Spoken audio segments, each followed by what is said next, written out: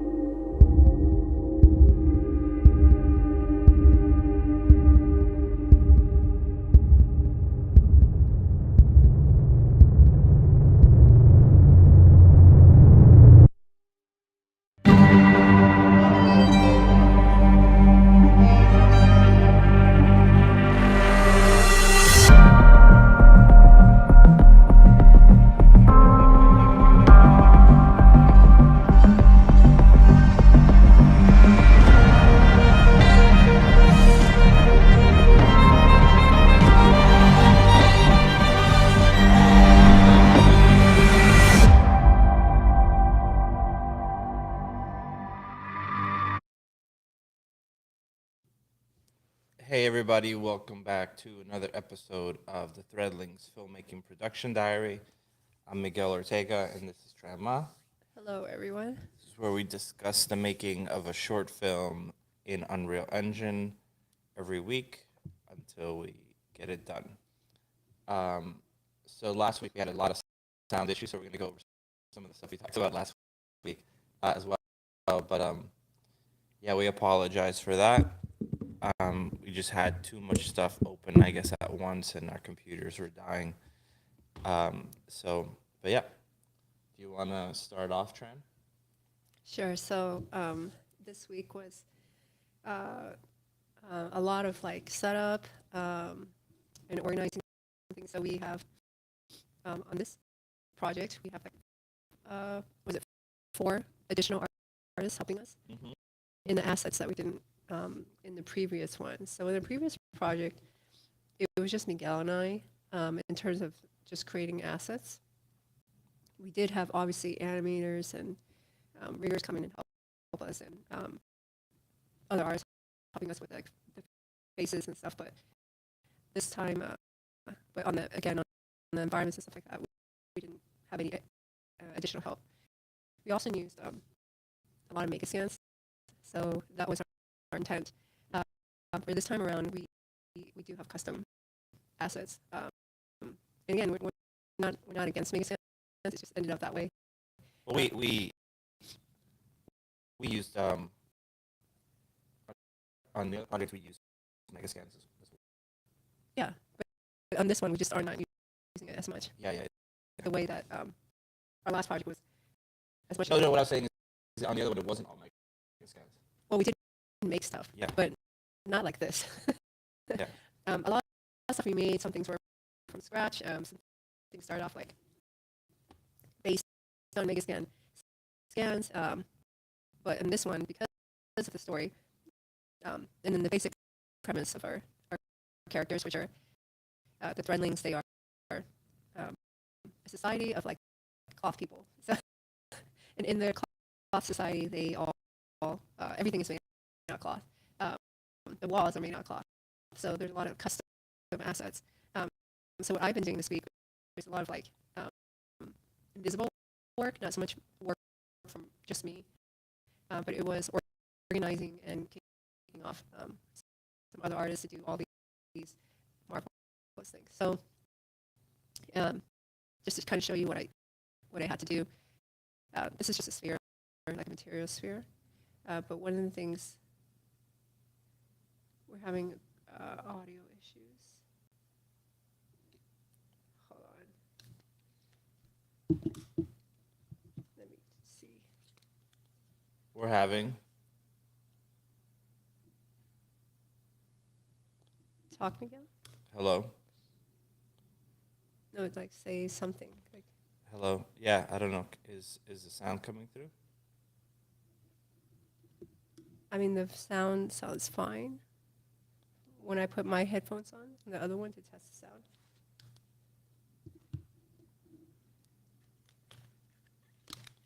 So yeah, I guess how's the sound for the people listening? Well, we're being silent, so then when we're silent, Yeah. it's not like they can hear anything. Well, we were talking before. Yeah. Yeah, someone said voices. What it is, so yeah. Okay. So absolutely, I have nothing open except for Unreal, and it just got like that. It was choppy. Was it choppy just for a moment? And we need feedback. Okay, so is it like this right now? Faster feedback, please. Okay, just keep going. Okay. Okay, so I'm just going to keep going. So one of the things I was doing was just trying to prep the materials so that we have like a consistent language. So even though everything's made of cloth, there is a very particular look. So I made these smart materials, like for example, this is the material that we're using for metal. So now listening, the sound is creepy. Sound is creepy. Audio is bad. Can you just kill your Unreal? Yeah.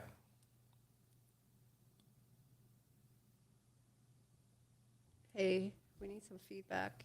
James. James. Are you hearing?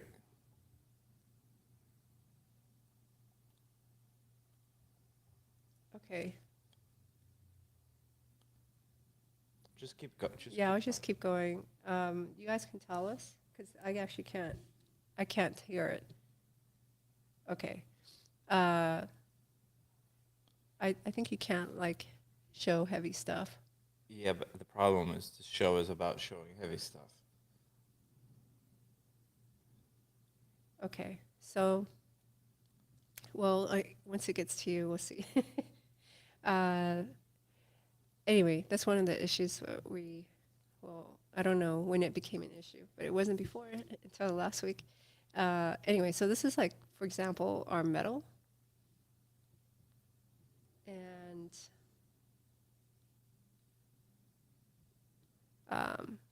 here's an auto stitcher. So notice like where there was corners, it automatically detected stitches or created stitches and applied some cloth. Right? Which doesn't seem amazing, but if you're working on something, it just gets stuff done pretty fast. Maybe what I should do, actually, instead of showing on this ball, because I realized like it's not that awesome, is I'll just open a file. So it just applied the stitching automatically based on the curvature? Yeah, but I think I'll just show this, and then I'll dump it on this. So give me a second while this loads. This is a pretty large file. Another thing that I was doing was just packing up these example files. So this was it's not very exciting, but it's pretty important. One second. Okay, so I packed up this example file, and this is like super heavy, and I've shown it already. So this is like a complete asset, and we started them off in the same room, which is Cott's. This is Cott's bed, Cott and Mayo. They have the same bed, and their room is a little bit more colorful, and you can see things like some of these large stitchings. And let me just kind of zoom out. Try to move slow just in case it's stream. It's like a cute stylized bed. It does have like mid-century inspiration. Space age. Space age. It does, I guess, but I always feel like they kind of go hand in hand, don't know? That looks like the Jetsons, but quilted. I'm going to hide these pillows. And I think what I'll do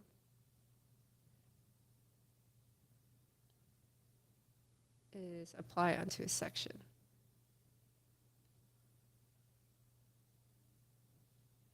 Okay, let's do this one. And then dump all that. Okay, so this area is blank. So this would be like our basic thing. I don't think the metal will look good. But you can kind of see how these smart materials work. They're not perfect. But it will detect all the edges and just put stitches. That's pretty awesome. Yeah, so that's one that I made. Can you zoom into it? 'Cause I don't think it looks very good. But it needs adjustment. But it is like a starting point. So that's one. And all this here is all smart materials. Dump that one. Let's throw this one on. This is just a fabric type. So I created like different fabrics that I want to be used. They all have like, they also all have like these really beige colors. This is like a corduroy one. This one is like a pass. So what this pass does is it darkens all the crevices, and it also applies like a crinkle, right? Which doesn't look great right now, but there's no texture underneath. But you could say, let's say, load this one here, which is a fabric type. So now they could, if they wanted to, load this fabric type and then load this one, which emphasizes the height and darkens stuff. And it also throws in the extra crinkles. Some of it might be too strong, but it's pretty easy to fix. So we could just like bring down the height, lower the multiply on some of these things. And then now, you just have like an instant, like a little bit extra detail. So this crinkle is just a normal map of like crinkled paper. And I always apply that on top of cloth because I do think cloth has like... that fine tertiary stuff. Yeah, it's just all crinkled. Okay, so let's look at this one. This is another fabric type. This is a linen. So there's a lot of diversity. And they're all like these beige colors because that's our like foundation of our palette. And then there would be like additional accent colors. Here's one that's a quilted texture. So again, this did take time. This one's strange. I guess this is another one that I have. So can you explain to people how this is made? Like, I understand it's a smart material, but what is it using? Depends. Some of them are really simple. So if you're just looking at like a fabric one like this, it's just based on like textures, right? And it really has like the color tint that we like. So like this is probably what it was at default, and just like these are color corrections on top of that. So that one's really basic. Let's just keep this one and say like something more a little bit more complicated, like this one that applies height and crinkles. It just has different effects. So these ones don't affect the actual color. They're just height data. So you can just see that says height, and those are just normal maps. And these ones are a little bit interesting. So you can see, I don't know if you can see the darkening. This one works fine. I think the second one is not so, it's too heavy handed. This one, what it does is it adds shading, right? So it darkens, and it also is adding height. So it's darkening the sections, which is actually really important. So it's really easy for the crevices here to feel like washed out, especially since we'll probably be applying subsurface scattering. So I do think cloth does have subsurface scattering. Like right now, I just activated it. Yeah, it makes it feel much better. It makes it feel more real, right? And because once you have this on, all your crevices will just kind of become really blurry. So what these layers will do, like this one will darken it. This one will emphasize a little bit more. This is a little too strong. Just lower the strength. But see, that's what the artist could do. They could just use their judgment. And then you could see how some of these paper crinkles make it feel a lot nicer. Again, and that goes with subsurface scattering. So let's drop in. Let's keep this one here. Let's see a more complex one. This one's really complex. This is like a custom quilt that I made. This has a ton of layers. You can see it's taking them longer to load. So what is it using in order to figure out how to do that? Is it like is it the curvature with a blur? It's just masking around the edges. Well, okay. If we look at the height one. Let's look at the mask. So what this is doing, and this is part of what makes things a little bit more tedious, but once you go into texturing, it really pays off. If you notice here, like all the UVs, each border edge is highlighted, and that's being controlled in this generator. So if I just create a generator, just to show, the one I use is UV border. Right, so you're getting this edge detection. I set the size of it, and I blur it a little bit, and then it uses that to darken the sections. In order to get all those to work, for this to work, you have to bake mesh maps, but that's something that most people would do anyway. So all the smart materials based on procedural stuff, you just have to make sure that your mesh maps are baked out. What mesh maps are just information of the material. So this is the curvature. Here's a normal, right? We have an ambient occlusion. All those passes are baked out. And depending on what generator you're using, it's looking at different things. The UV border doesn't actually really need the generator. It is just 2D, so it just looks particularly at like this layout. And the thing that takes a long time is like each one of these is a UV island, right? So this one's not as complex. But this door is super complicated. I just lost it. Let me minimize this properly. So this is one of the pieces I was working on. And you can see it's really complex. And in order to like automatically shade all these edges, which I think are really important to define it, my UVs are split. So instead of this one piece here,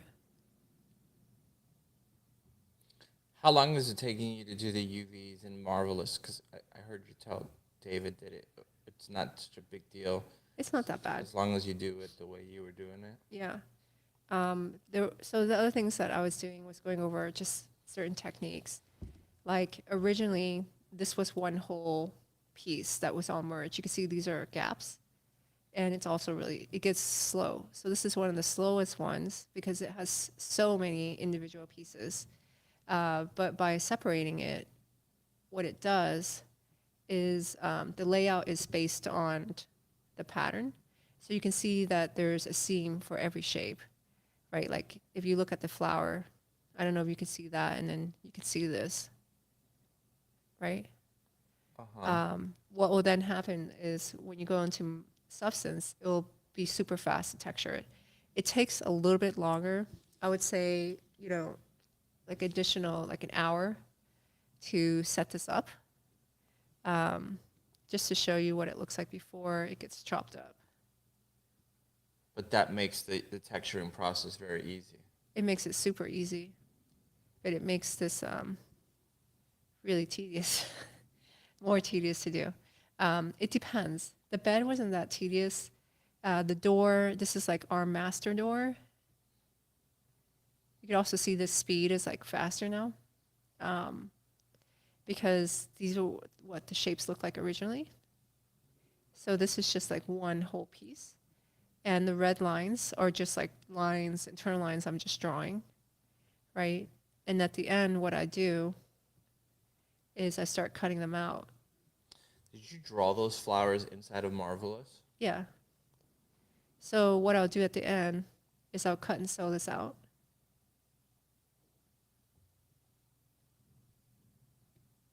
Like this. And then every piece is then cut.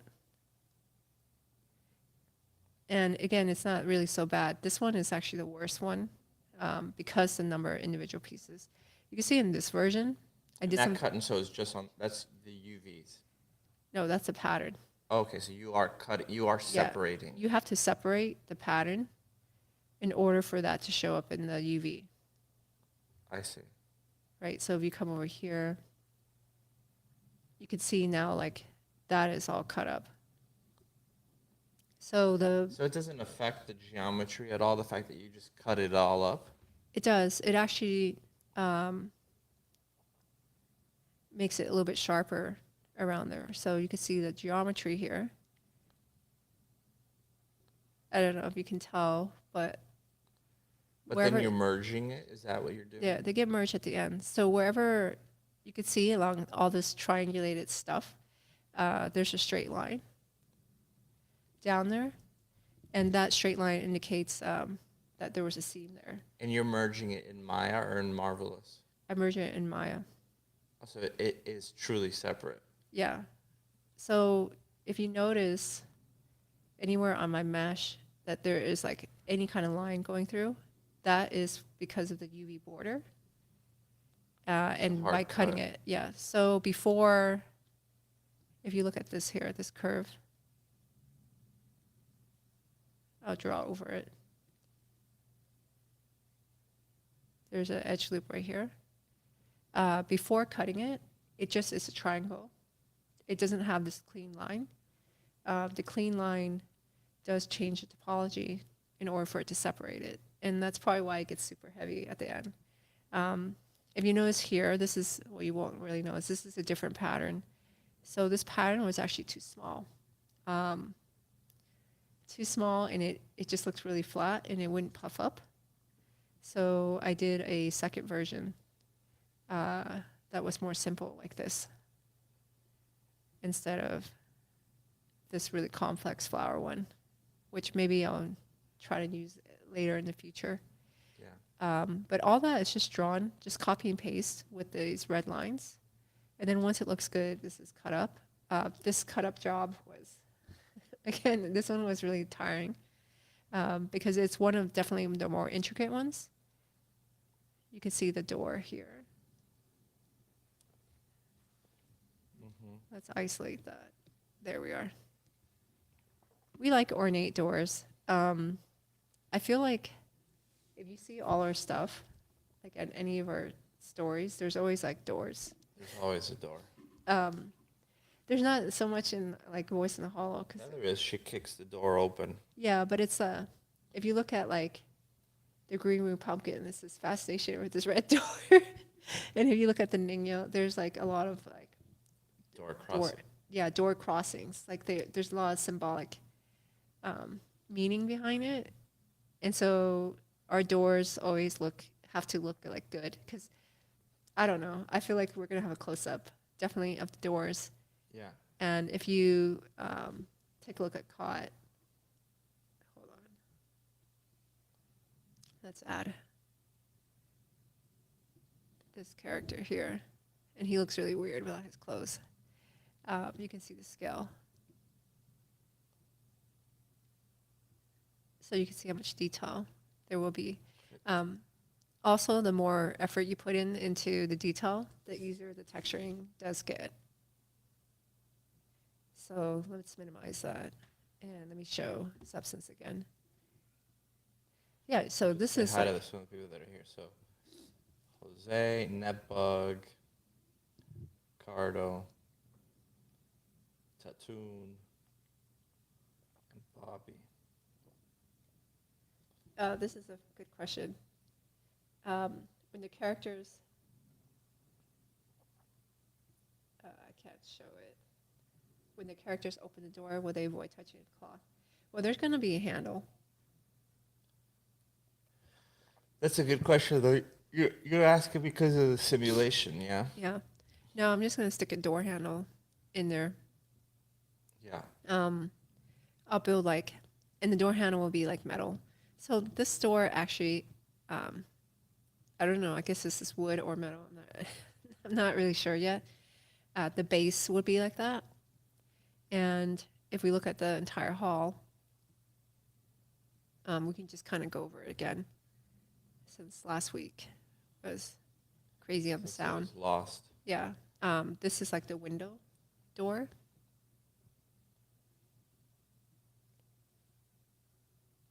All right, so this is a variation of a wall that can be swapped in and out.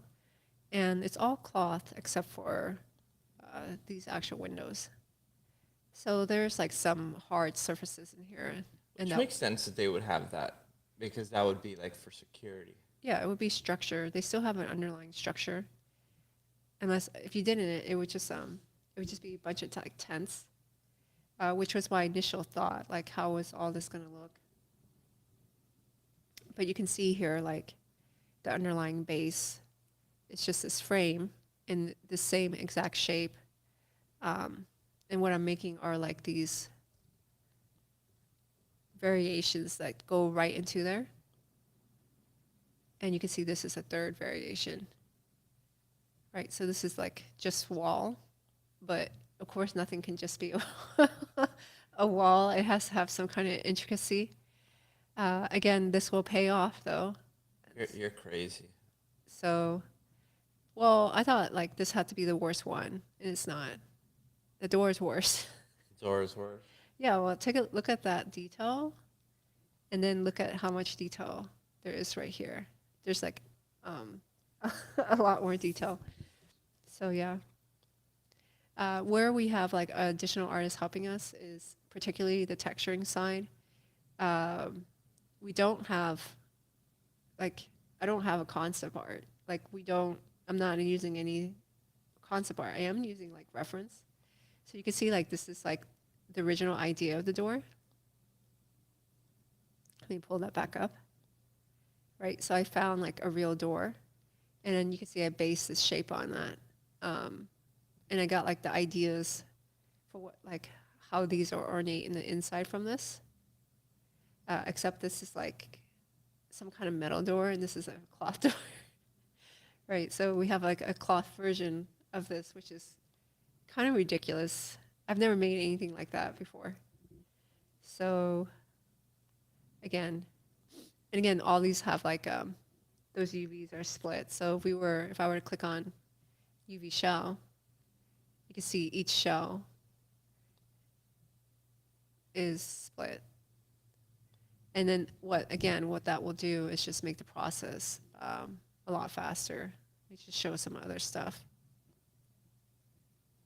Let's see what this one is here. This is another fabric type. The one thing that would be tedious for these artists, let's dump this one. And let's just apply, this one's also heavy. This one's actually, let's go through this one. I don't use it like a lot, but this is all procedural. Most of it, at least. There's like a base corduroy texture, like a fabric. And Someone just put the most intricate thing I've ever seen. Mind blowing. Yeah. like a cloth door is so weird. You know, like even I'm like, oh, I guess that's what it is. You can see this one's more complex. Like it has quilting. So what I did here is I set up some stripes. So a stripe going this way and a stripe going that way. You can see there are two different layers. And they're not on. They are just set up.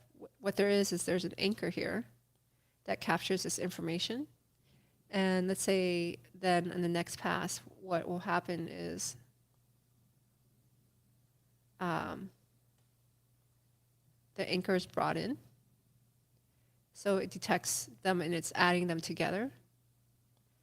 And then I'm putting a blur, another blur slope. So this one breaks it up. And what this one will do, just kill the subsurface scattering, is it just gives it height.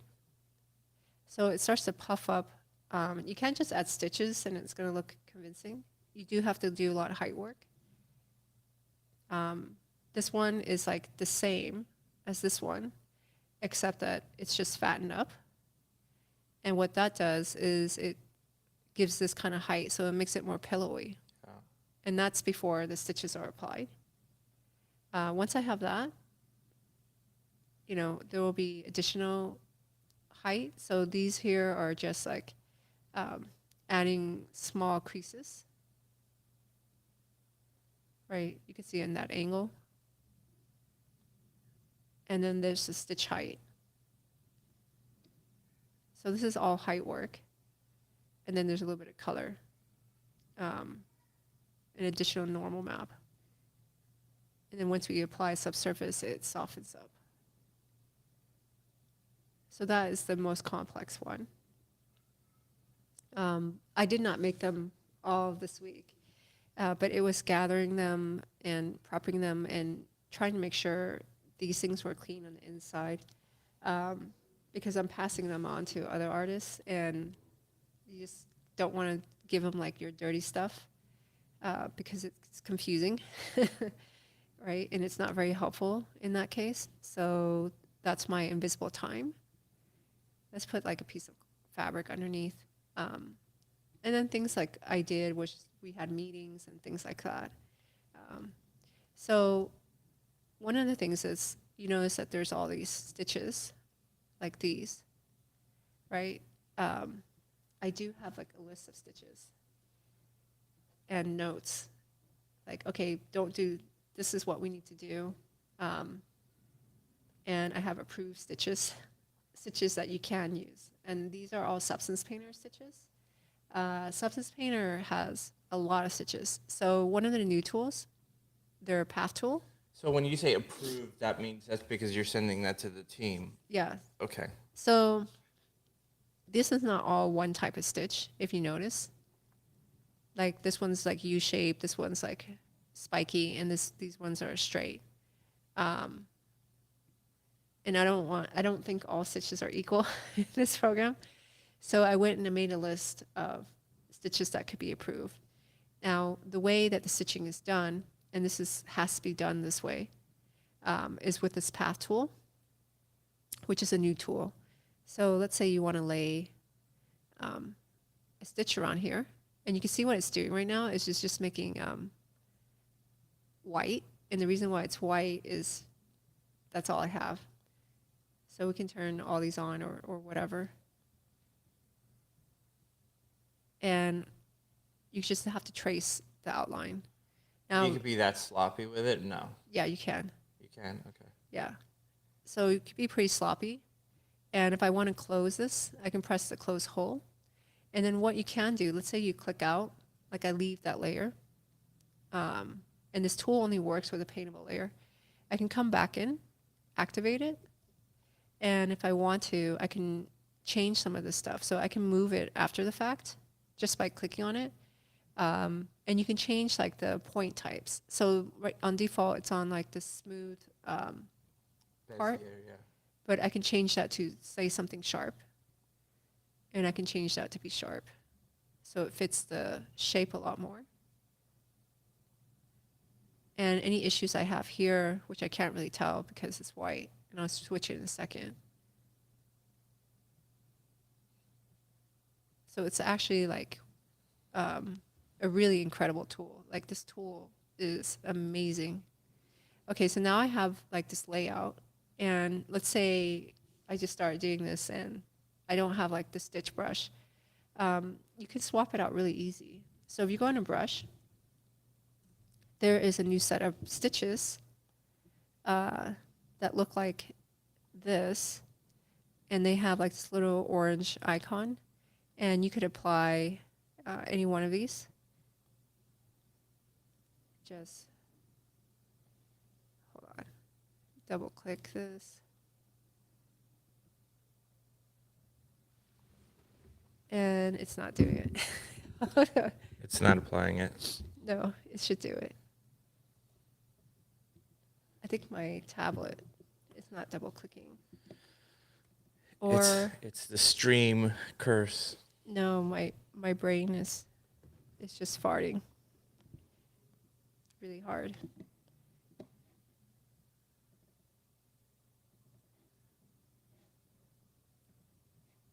Which I don't. Why is it not doing that? Hold on.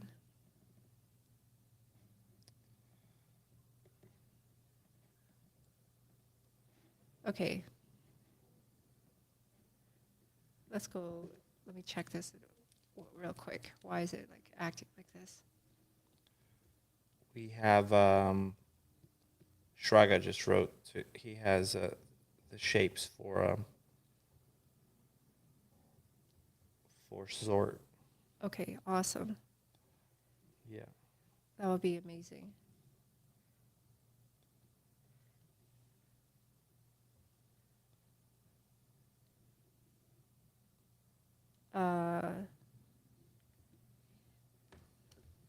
I think that I can't find the brush.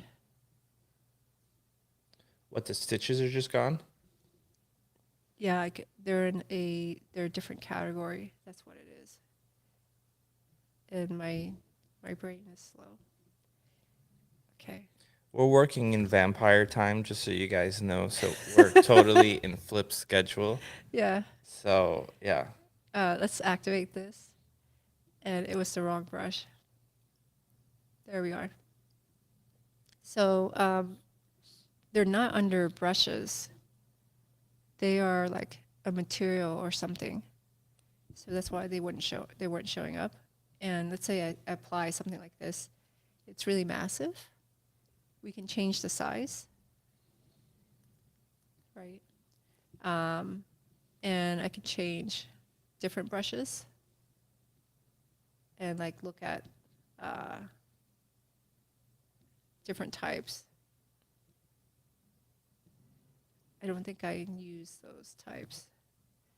Now I'm looking at this, I'm like, I gotta go back to them and make sure they can find these stitches, because I'm actually having a hard time finding what stitch did we use? Open chain. If anybody has any questions, I'll try and look through her stitches. Yeah, I am now. Okay, so the type we were using is fabric top stitching. Let me write that down. In your little cheat sheet. Yeah, I have to send these.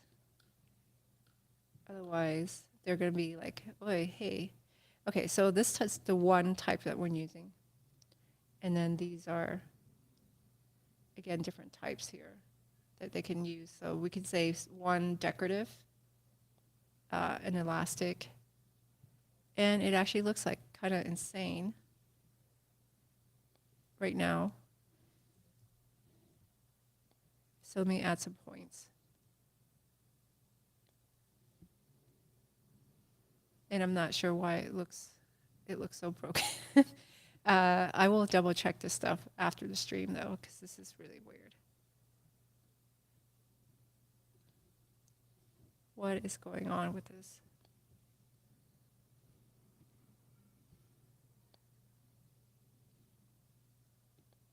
Yeah, that's crazy. It looks very, I'm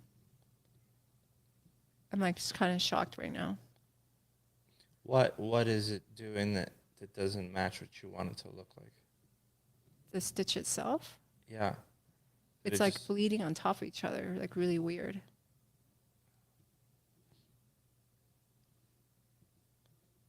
And it has, it just looks really weird. Like that, it doesn't look like a correct stitch. Yeah, I just figured it was like a setting that you were gonna adjust after.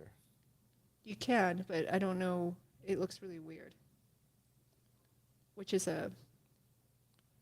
not a great answer. Well, that's the reality of this process. No, but like it looks really weird. Like these are what it's supposed to look like. Yeah. So I don't know. It doesn't just look like you have way too much bump and normal, like the height. It's just making it feel like beveled. If you go to the one you just did.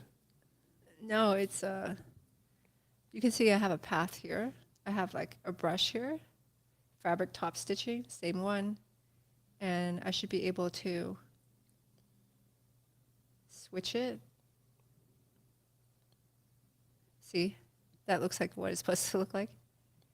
I have a feeling maybe why is there's nothing underneath. I actually don't know why it looks like that. Okay. A good kid asked, let me put his thing up here. So I'm sorry I joined late. Can you tell me more about this project? The process is very interesting. Oh, look, it works now. We are making a follow-up to another short that we did last year called The Voice in the Hollow. It was done all in Unreal Engine, or rendered in Unreal Engine. This is our second short done in Unreal Engine, and it's about a colony of creatures that are made out of fabric and their war against the evil moths that want to eat them.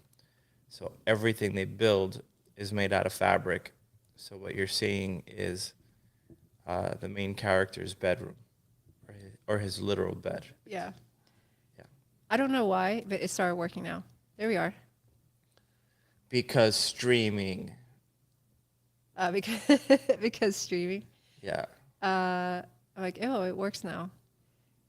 But you can see what I mean. That it was really weird because it was really weird. I just deleted the layer and made a new one, but I was really lost, and I'm still confused why it was doing that. But there, see, it works now. Okay, so again, this is the one tedious thing. But they're not gonna. We don't want to put like stitches on everything, like on every crevice. Like I think it would just get Too busy. really, really busy. So they'll just have to make, I just told them make their artistic choices. But they become like a decorative flair. Yeah. Yeah, yeah. And that's where artistry comes in and that type of stuff. So again, they're setting up all this stuff, which is not super, super exciting or anything like that. That but pattern on the top is really beautiful. Can you zoom into it again? What top? Like the triangular stuff you have, the This one? orange and the blue. Or the bed? The orange and the blue. This is the orange and the blue? Yes, ma'am. Zoom into it. That's very pretty. So Yeah. now they should be able to have a consistent look, although I have to tell them. Yeah, I like those lines you have there. That's really cool. So these are cool. One thing I'll say was pretty cool is you can mirror it, right? So if you have this activated and you turn on mirroring, which is like mirroring a brush, how it's always been before, you can start a new path. You can see how that is being mirrored onto the other side. I can decide that I want these to be larger. Yeah, and now it's like normal again. That's cool that you stretch it and it doesn't get all stupid. No, it's actually really amazing. It is an incredible tool. Like it's one of those, sometimes when new tools are made, they're not really like good yet, where this one is not that situation. It's just, it was good on version 1. It's like working. So Adobe is doing good. Yeah, they're making like really great choices with the program. And again, you want to see this with subsurface. So, okay, that's that thing there. This stuff here. I'll show you the room that I kicked them off on, which I have shown before, but we can see it again. Where can I learn more about it? You could just, we're here every Friday. You could just learn about it here or look at the previous videos. And you could look at the old film we did online. Just put the voice in the hollow. Go for a try. Yeah, let me load this one up. Should I try to open Unreal at all? I don't know. I'm going to try. So things might get weird for a second. Let's do a test. So I'm going to try opening it without sharing my screen first, just to see if the audio gets weird. That's a good idea.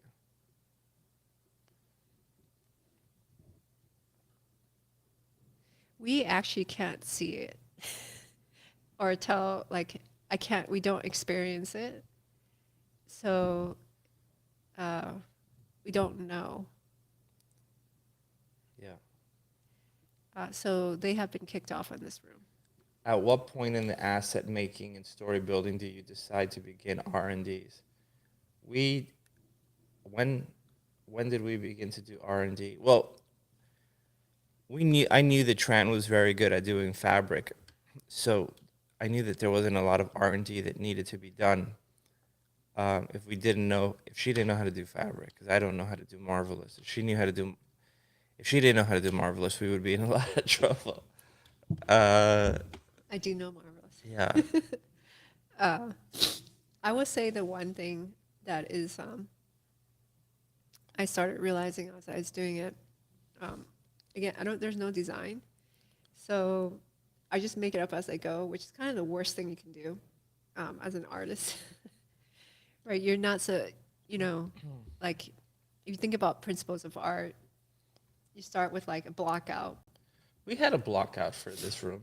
We did, but you have a block out and then you have composition.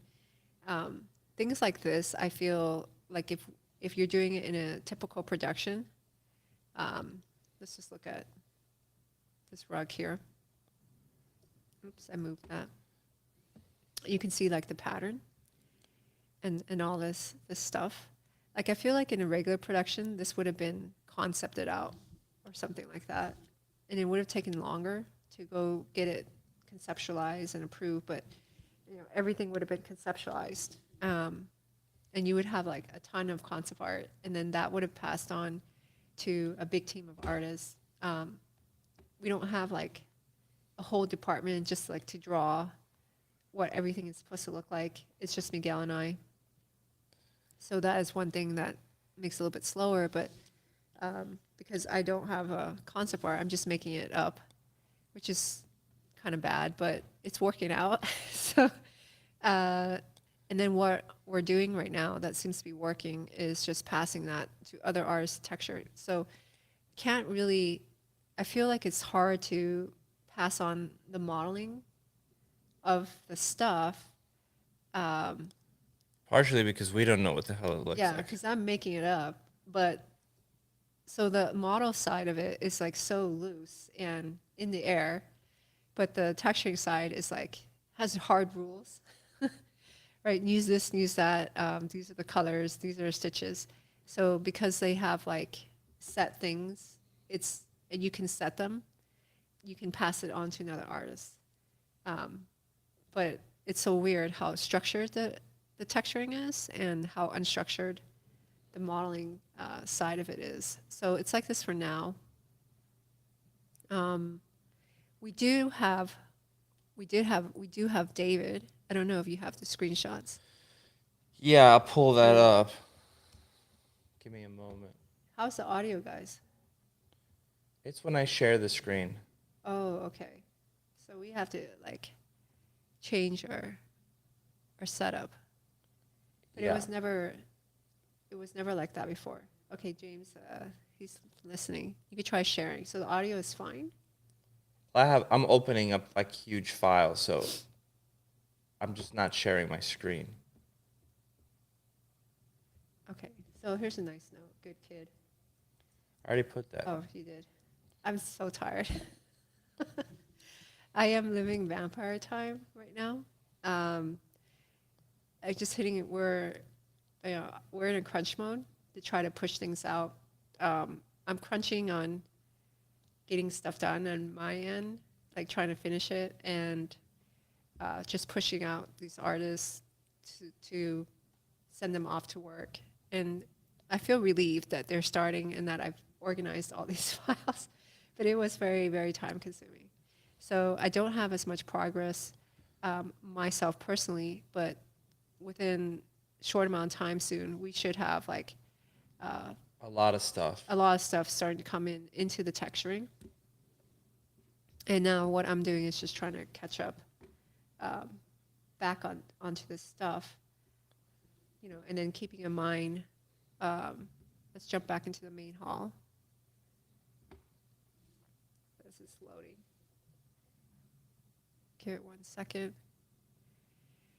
Keep in mind that this is supposed to be really modular. But, I will be honest, I am tired. And it's fun. Like, I like it. But there are times that it's really rough. So every piece has a challenge. So this door, what's really strange, like when I made this piece up here, the cloth didn't fall on the ground, which is kind of incredible, right? Just to show you what that looks like. It's open. My project. At least I kind of was organized this time. Ceiling. So I'll show you the initial file here. I don't think I really broke down how to do this so much. I just kind of talked about it. So I'll go a little bit more in depth. This was actually a model, right? So this is the avatar where I could sim cloth on. And all these black lines were created using the line tool. The purpose of drawing all these black lines is that once you draw them, you can see this is highlighting blue. They're a little bit hard to select. But once you click on them, and let's say they're yellow now, if I hit enter, what it will do is generate pieces of cloth like this. Now, the surprising thing is like the cloth didn't like slide off into the ground. I do have some techniques. I'll just open another file. So the sound is not breaking or anything weird, right? It doesn't seem like it. Yeah. Yeah, so it's 100% once I start sharing. So we need to do that third computer. Yeah. So question, how did you make the high poly if it is on the floor? There's no ZBrush. Yeah, there's no ZBrush. Everything is made inside of Marvelous. It's all cloth sim. Yeah. Tran is insane.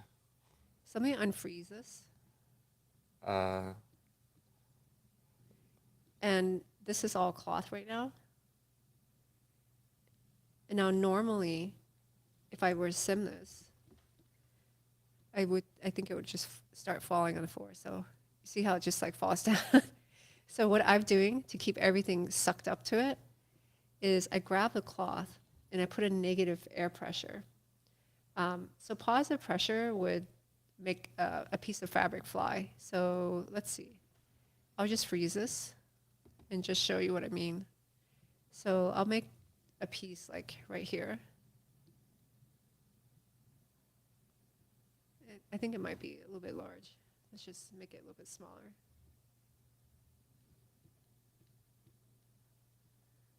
And if I were to sim it, it just, yeah, it's kind of big. It would just fall onto the floor. Let's shrink it down even more. Okay. A positive pressure usually is used for quilting. So let's say I have a pressure parameter here, and it's at 0, which makes it respond as a regular piece. But if I do 10, it should like fly up in the air. Now the reason why that's done is if I had a second piece, so let's do a second piece here, and let's flip this around.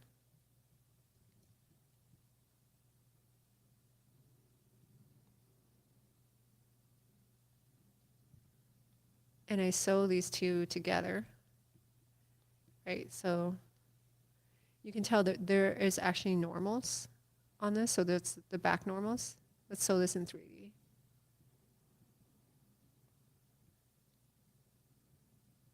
What are you showing? What the pressure does. I see.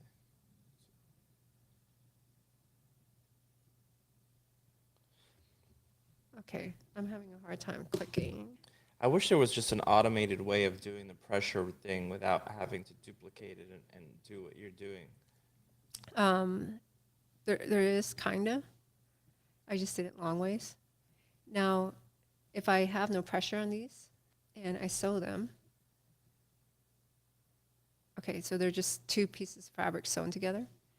The moment I apply pressure, what it does is I want to hide our face. press V, yeah. Yeah. So it will inflate it. So that's what the pressure does. If you put negative pressure, it sucks it in to itself. But it still creates that cool. Yeah, it's still doing shape. something.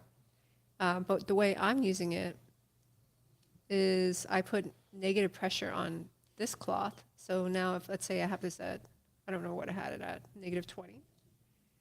And if I unfreeze these, they do not slip off.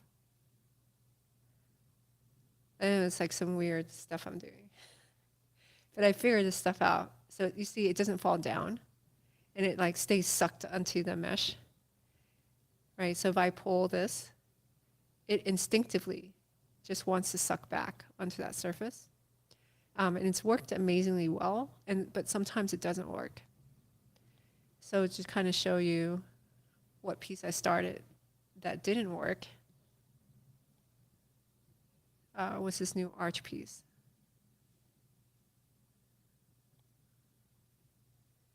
This one here. So this one was a little bit problematic. Let's just create this.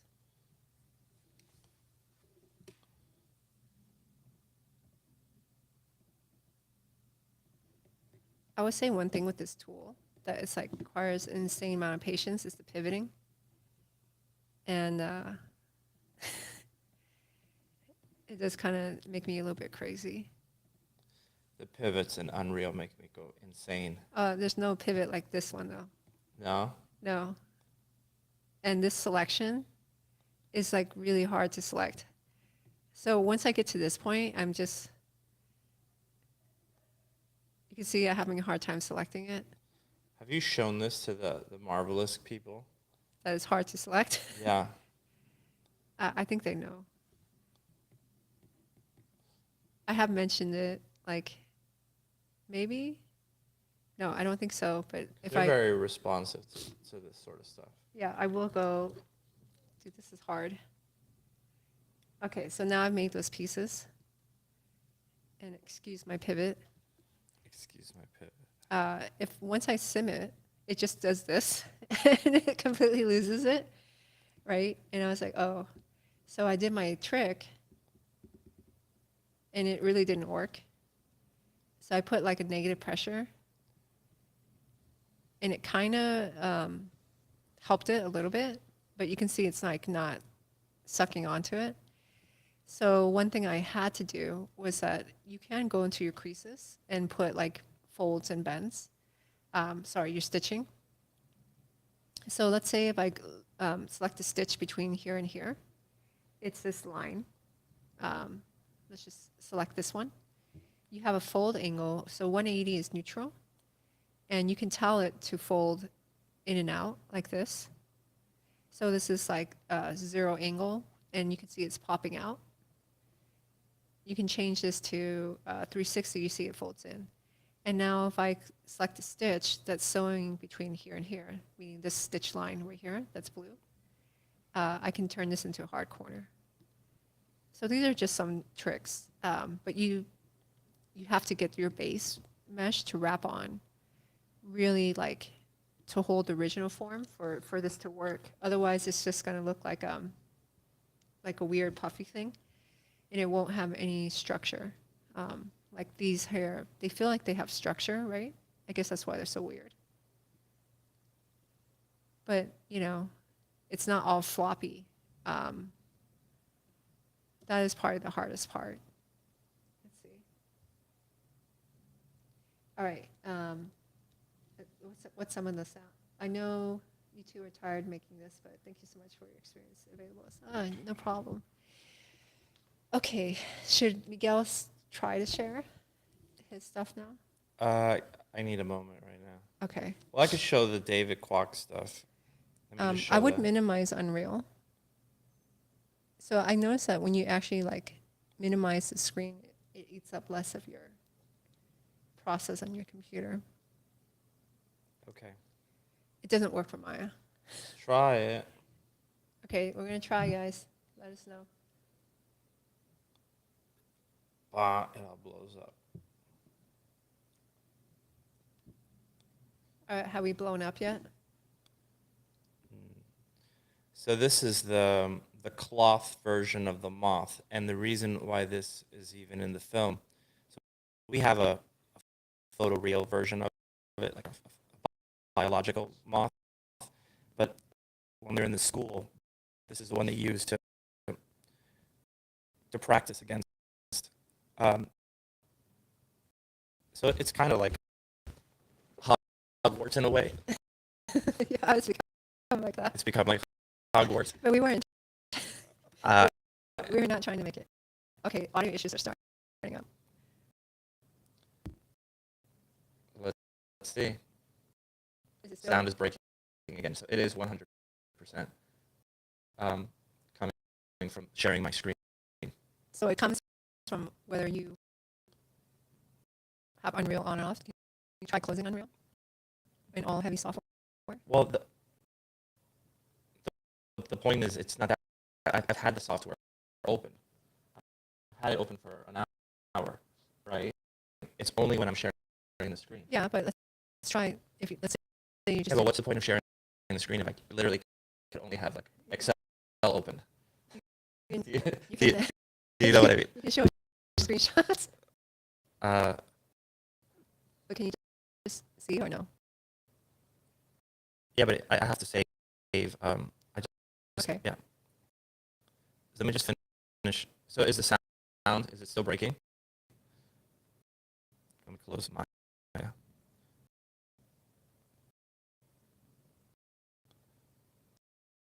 It is. It's still So breaking. it is still breaking.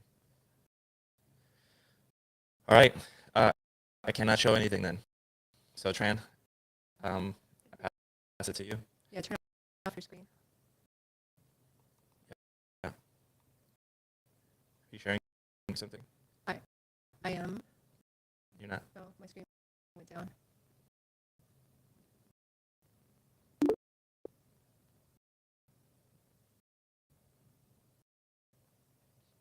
You have to disconnect your computer.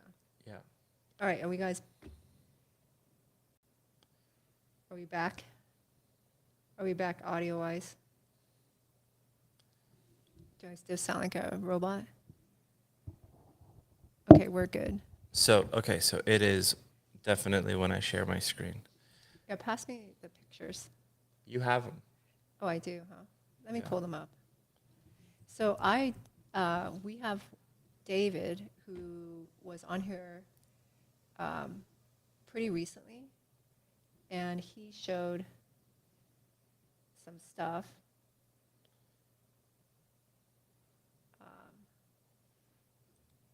And I do want to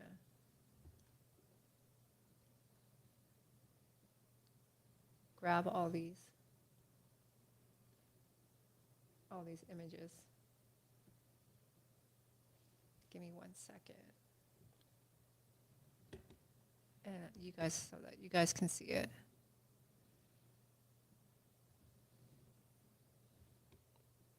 Which Miguel had grabbed, but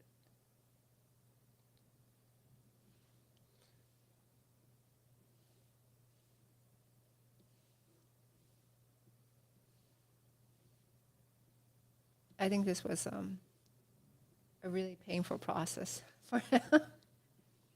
So Because it was his first time. Yeah, it was his first time. He's also the first artist that we have doing this, meaning like making their own cloth stuff. Because it's only been me. But he's doing a really good job. So these are all probably frozen. That's why I guess they're blue. You can see the top-down view. You can tell the story, though, Miguel. About why we have this version. Well, yeah, it's basically, this is the one that the little Threadlings use to practice in their school against, to practice fighting against. So, yeah. Yeah. So it won't look as terrifying. I mean, it's not as terrifying. It's supposed to look kind of silly. It's actually kind of still cool, though. Yeah. It doesn't really look goofy. Yeah, but I think we should, with the colors, make him look a little bit more. That's why I want to add the Dracula fangs to it. Yeah. So what do you mean by Dracula fangs? Is like as stupid as it sounds. Yeah, exactly like that. And then you wanted to put more spikes. Yeah. So this is. I would make the fangs much longer. I think you should tell him. So this is like the cute version of it. Of course, when you see the real thing, it will be scarier. But this is their practice dummy, like Miguel said. And the feeling that it's supposed to feel is that it's not so bad or scary to look at. You're just like, okay, until you see the real thing. It will be smaller than the real thing. But that's what they practice their magic on. And that happens early on in the story. So this is actually really nice. All this quilting. Yeah. I know it was like a really difficult process to do this. He cried. Yeah, I think he cried a little bit. Yeah. Mm-hmm. He didn't really cry. I'm just saying I would have cried. I think he cried inside. He cried. He died inside. Yeah. Yeah. But he's actually a trooper. He's a trooper. Yeah. But we'll see if he wants to do any more more things after this. So yeah, this is our guy here. So those things are moving. Anyway, since you can't really show stuff, what should we talk about next? Well, I mean, because Miguel actually got a lot of stuff done. It's just an audio thing, right? Yeah, we need to get the third computer. We need to get the card to stream out to. Yeah, so we need to change our setup. Mm-hmm. I don't know why the previous streams Miguel could share and it was fine. I don't know what happened or any of that stuff, but we are going to change our setup to handle that. Yeah. But I don't know if you want to show any screenshots of anything. Okay, well, I'm gonna attempt something. So just give me a second, and if it cracks and goes to hell again, then we'll wrap it up. So just give me a second. Maybe just show the hallway or something. Just Yeah, let's look at the ceiling again. Right.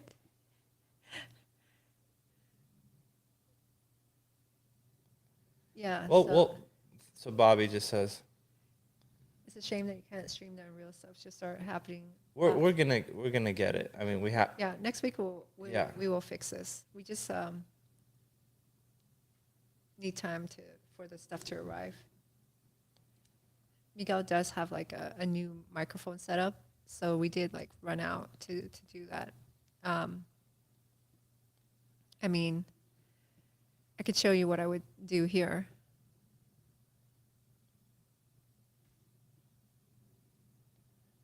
I can't imagine like this being really fun for anybody to look at though. Anyway, you can see I have this arch here done. Once I have this amount of work done, it's actually usually really great. I don't have this side done here, but I can show you like my process. So let's say once I have like a base like this and pretending that this is actually covered up down on this side. So the pink that you're seeing here is the only fabric, and then this space here, which I can change the color to be like something like this. That's the actual avatar. I'll come in here and I'll start just drawing shapes. So this is the actual creative part. And I think this is fun. I don't know how other people feel, but I can imagine it might not be fun for someone else. So I might have something like this. And it depends how I want to go about it. Let's display the internal lines. Okay, this is the back side. Let's go over here.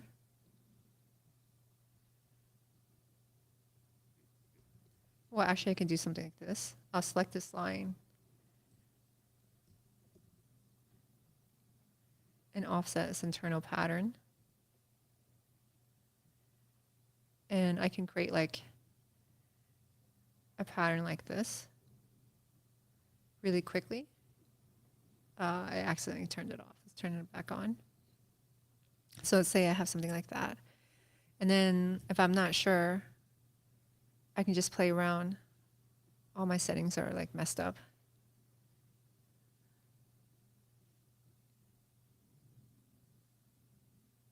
Okay, something like this. And I can bend this. Then I can test it out. So I test it out by freezing this so it doesn't move.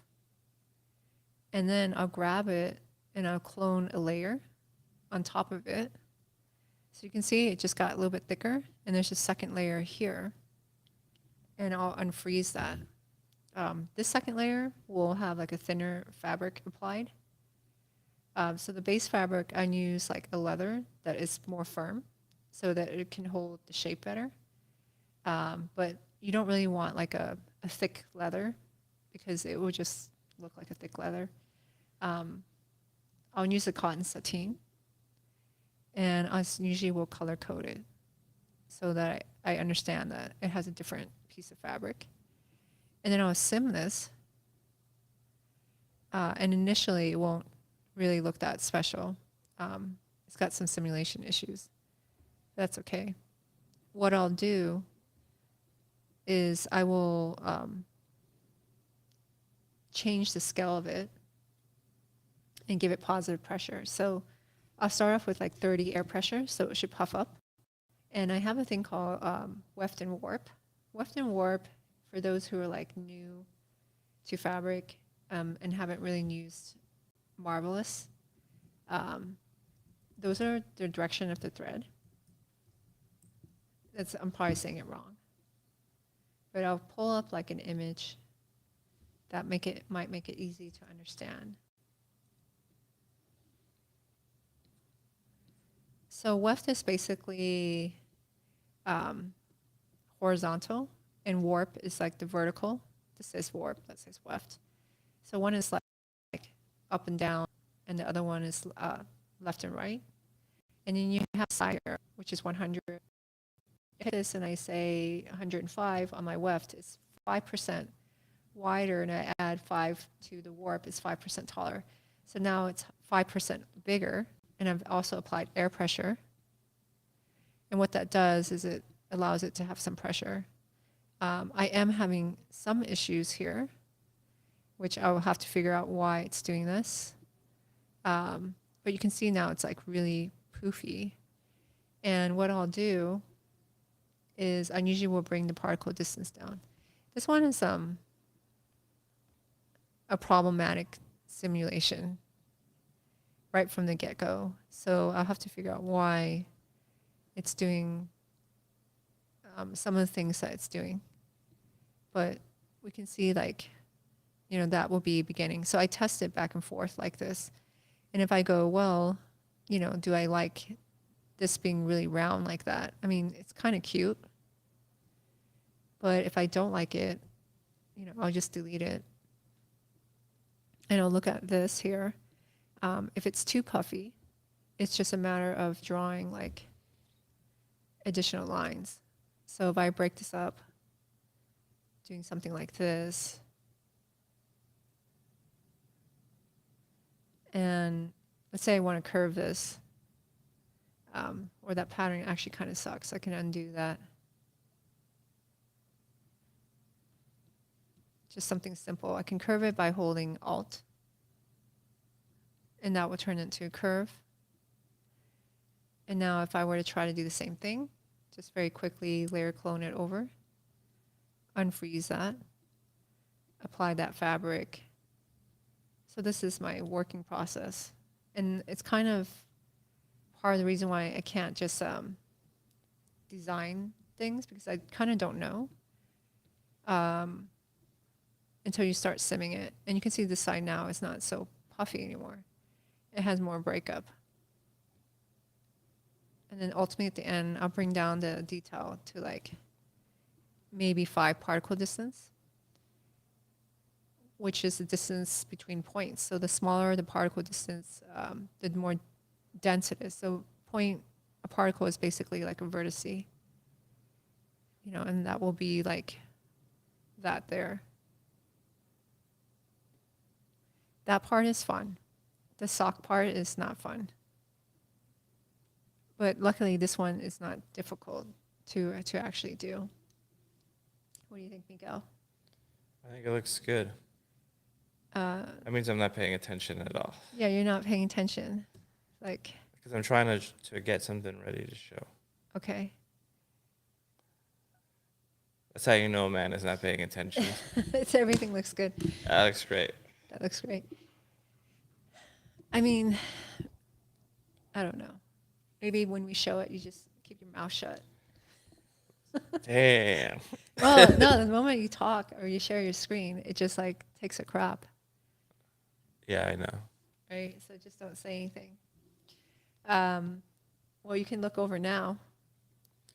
Let me, give me 1 second. Tran just told me to shut up. No, just shut up when you share the screen. I'm going to shut up too. 1 second. Or I can navigate for you. I'll turn on my mic and I'll pretend to be you talking. No.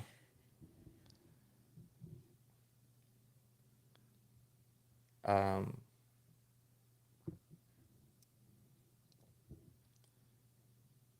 right, well, we could try. It's going to be choppy, so I'm not going to say much. So maybe I should just do like, Now, you does know. the screen get choppy, James, or is it just the video is fine? All right, just close your mouth. Try like I can turn on the audio on my camera. No. I'm just not going to say much. So look, this is basically what I'm going to show in this point. We got the video card coming in that could it's going to help offset this. But what I'm going to show is basically I've been working on the castle of this. Oh crap! I don't have. Give me 1 second.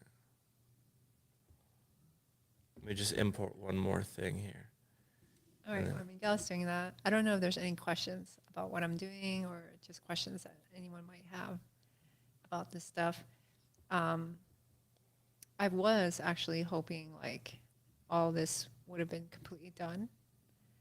But, you know, doing the other tasks I was doing was really critical in order to get the team rolling and start, like having a good start so that they don't start bad, which would be terrible. So this will be done next week. That is my goal. And the reason why I'm so tired is I'm just trying to do too much. Okay. So it was trying to do that and then find that I didn't get enough done. And so then I would be like, well, I got to make up for that time. But then what will happen is that you'll just get like really slow, right? Because you're sleep deprived and stuff. So that's where I am mentally, a little bit sleep deprived. That sounds so funny. What sounds so funny? You just sound like you're in like Abu Dhabi. Why do I sound like that? Because it's like the prisoners where they would be sleep deprived and tortured. Yeah. That's filmmaking, kids. It is. It's like you're constantly chasing time. If you guys ever set out to like make your own projects, you'll have friends that understand and you'll have friends that won't.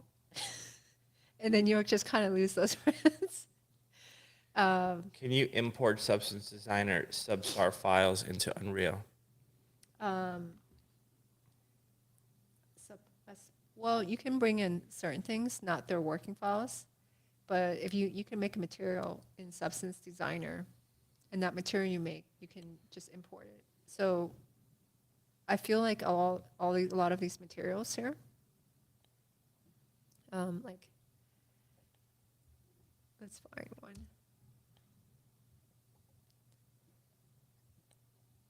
I don't know what this is. Oh, it froze a little bit. So,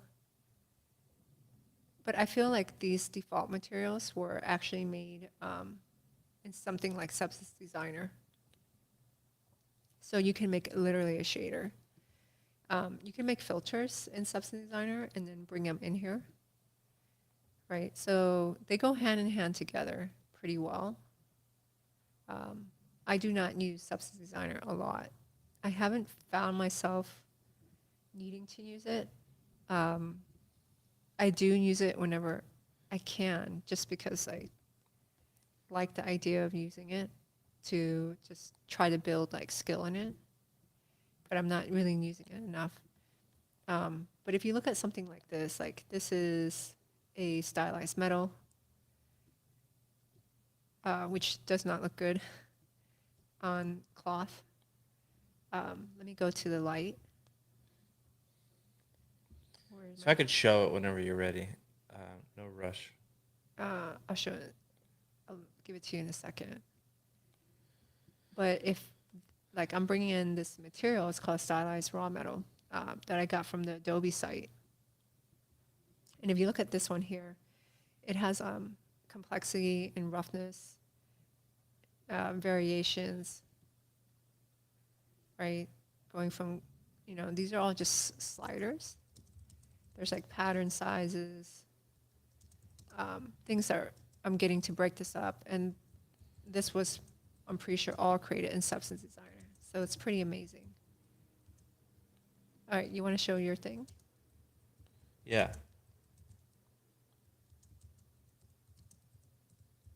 Oh,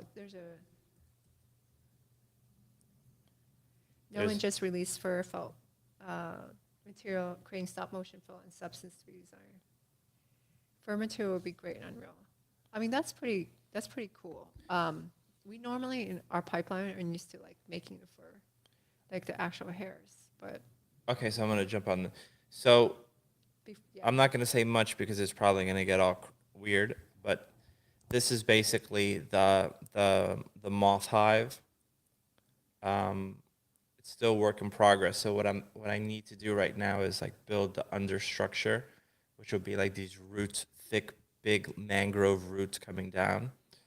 And then I'm going to show you as I'm starting to port it into Unreal. It's not fully ready in Unreal, very, very early, but you kind of get an idea of it. So I'm not going to say much for a second. So give me a minute.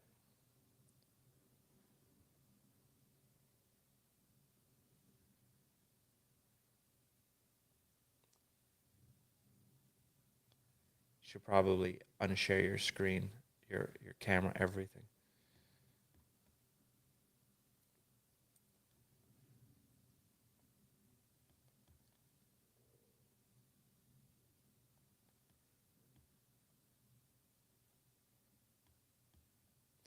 So I don't know how the sound is, but yeah, sound is great. So maybe it's us sharing our cameras at the same time. I don't know. So the sound is good. Oh, a good kid says sounds good. Thank you. Those in the audience calling it out. Okay, great. So this is the moth castle. So it's gonna be bigger. It's gonna have some stuff down here coming down. And again, this is I don't have any of these little cool things imported in yet.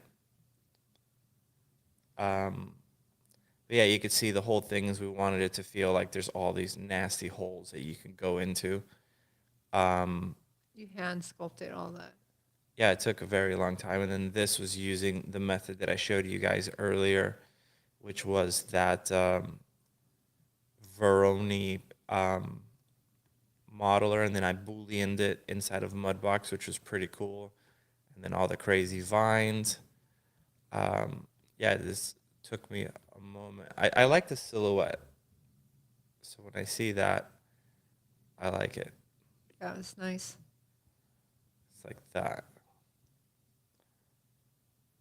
Or from here.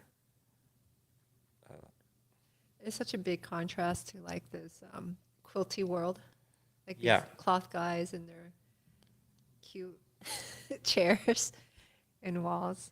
So again, this is really, really primitive, but this is kind of like we wanted to feel something like this. There's none of the cool stuff is in here yet. Sound is still good. So that'll all come together and more dangly stuff and the little pods all over the place. And then, of course, the stuff down here has to be growing downward. But that's the general feel of the lighting. You can see there is some issues that I'm dealing with in terms of like, as I zoom out, it does that. Freaking unreal. So. It's like completely turning darker. Oh yeah. But what's weird is everything is getting darker, but parts of the castle are getting brighter. It's almost like theatrical. Like this would be the scene where she's like she's like crying, and then it's the end of the scene, and then the camera pulls out, and now it's just her by herself. That looks like a fade to black shot. Yeah, it's a fade to black shot. So, but anyway, it's gonna look much cooler once I could get all these little knickknacks back in there, because that's the stuff that gives it the really cool scale. So I got to put that stuff in there. But yeah, that's what I've been working on. And of course, it doesn't seem like a lot since last week if you were part of it, but I had to retopologize this thing, and that was just so not fun. I am using Quad Remesher to help me, but Quad Remesher just does not know how to do sharp objects at all. So all when that it has does to like be. points, you have it like spirals out of control. Yeah. Yeah. It's crazy. Like you can have like AR try to like imitate someone like Sargent, but we don't have a. Oh, it's psychotic. Our auto remeshing is still like not very good. You need to retopologize by hand, but if you want to recreate some of the greatest painters of all time, oh, that's not a problem. It's insanity. Who the hell would have thought that that would come before Roto? Yeah. It's crazy. But I feel like if they wanted to make better auto retopology or magic roto, you could have that. Well, I mean, they clearly have wanted to. I just think it's that deep data. It's the fact that one is using all the images on the internet and the other one is just doesn't have access to every rotoed file ever made. That's what it is, huh? Yeah, that's all it is. There is a Vox video I saw though, like how they're able to do that based on like TikTok videos, because a lot of people use that and they're using that to like understand how to roto people out. Yeah. Because now more people have like green screens going on. Yeah, but they're shitty green screens. So it's like it's learning how to do it based off of some Bad stuff. 15-year-old kid's green screen, Yeah, it's not. not ILM's green screen. That's true. So, Yeah. That's but anyway, yeah, that's what I'm focusing on. So it's getting this moth thing done, and once I'm done with this, I'm going right back to the invisible stuff because I gotta get a bunch of other things moving in order to really move this project forward. Yeah. So that's it. So that's the Moth Castle. Early mood vibes of it totally looks like shit, but the fact that there'd be like little lights, and then that's going to be this here.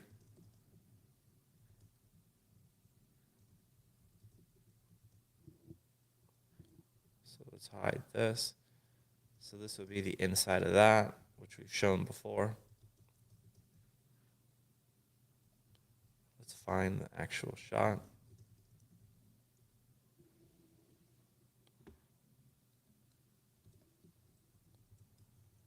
So that'll be the exterior for that.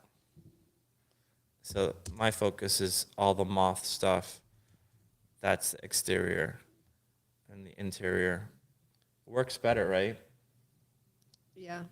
Yeah. Tran's now the one not paying attention. No, I had, I was gone for a second. I had to tell the team No, I know. I'm just kidding. of artists I don't care. which stitch material that was. So they're not like wandering around like, what was that? yeah. So I like that. Definitely getting the vibe. So yeah, it's got the vibe. It's that matches that. Like you can say like, oh yeah, that's definitely the interior of this. So all the nasty little holes. So pretty happy with how it's turning out. These guys down here are going to be really cool for lighting because the holes are much bigger. So this is the way I pictured is this is how they actually get into the colony. So the lighting in here will have a lot more complexity. Unfortunately, the retopologizing of this is just freaking the worst. So, yeah.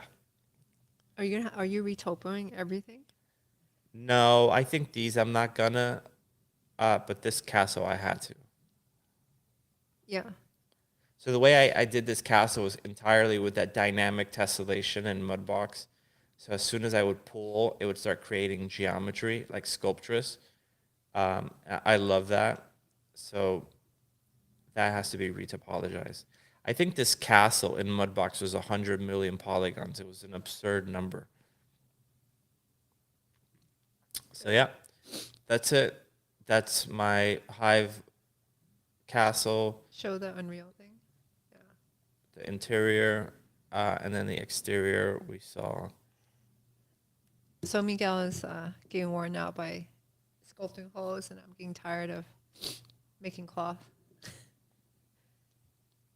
This is really weird. So take a look at this. Like, look how odd the colors look here. So if I set this to like 0.4 and then set it right back to 0.5, the colors do not look the same. HDRIs in Unreal are so freaking odd. They're unstable. I mean, they're either unstable or we have no idea what the hell we're doing, which Which is is maybe both. high probability, yeah. But one or the Uh, other. Well, I suspect both. I suspect it's like user not knowing for sure, and then I do think that it's a little bit unstable. So So, let's yeah. see if I could zoom into this. So there's no textures on any of this, but you can start seeing the craziness. It is so detailed. Ay, ay, ay. The scale is insane. Yeah, there's a lot of detail. And those clouds are just cards. They're just cards. It's It'll look much better later. I just got to get this all You're gonna have ported in. the sunset behind it. Yeah, I'm gonna have like Gone with the Wind scene, caught holding mail like a Scarlet. So anyway, that's it. We better go before our jokes get worse. J.D. Smith. How come you have to? Yeah, so much going on. How come you had to retopo the castle? How come? Because it was 100 million polygons. So You just didn't have any lower res mesh. But why didn't you use something like because I originally was gonna try to do that scene in V-Ray, and then I just said, let's just do it all in Unreal. That's probably why, because I was trying to do displacements. These files were just getting so. This thing is just such an unbearable file to work with. This is the decimated one, and this is ultimately the one I ended up bringing into Unreal. So I probably didn't even need to retopologize. Oh, you know what it was? I'm sorry. It was for the UVs, because or else I wouldn't be able to texture it. yeah. Yeah. That's the problem with that dynamic stuff, is that it's all right, awesome, but now you don't have UVs at all. So that's what it is. So anyway, yeah, it could handle a ton of geometry. The problem is that then you can't texture it because you have no UVs. And you can't UV something like that. It will just be like impossible. Yeah. Okay, so let's do a test. I want to put the camera back on. I want to see if that's what breaks the sound. Ready? And then after that, we're going to leave anyway, so it doesn't matter. Ready? Enable. Hey, I'm back. Ta-da. All right, so is the sound, How we sound. how's the sound? We still sound fine. Sound is fine.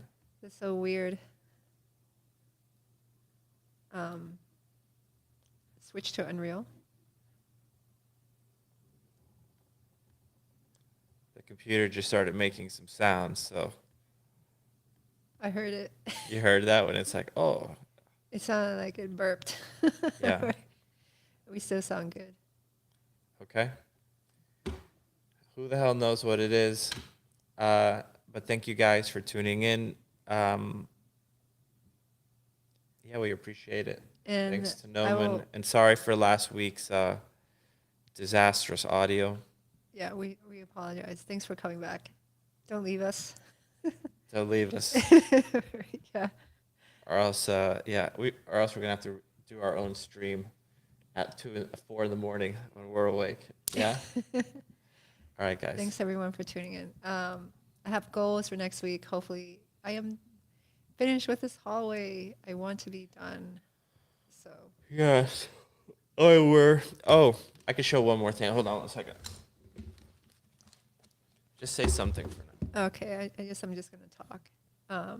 Miguel disappeared for a second. Oh, he wants to show something. He's coming back. He's almost here. You can hear him probably. I'm back. Look at this beautiful cow. Let me put this.